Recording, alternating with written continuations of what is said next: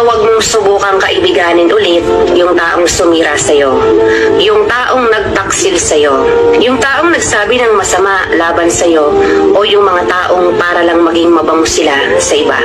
Tapos ikaw, na kaibigan nila, pinabaho nila. At madalas mangyari ito doon sa mga taong patas na lumalaban. Kaya kung isa ka sa mga nakadanas ng ganito, yung pagkatapos mong pakisamahan at itrato ng ayos, gagawan ka pa ng kwento. Wag na wag mo silang kakaibiganin ulit. Marami pang tao dyan na pwede mong makasama. Yung tao na magiging masaya kasama ka. Yung mga tao na sasabayan ka sa tagumpay, hindi hihilahin pababa. Bagkus, ipupush ka pa paitaas. At tandaan mo, ang ahas, nagpapalit lang yan ng balat para maging mas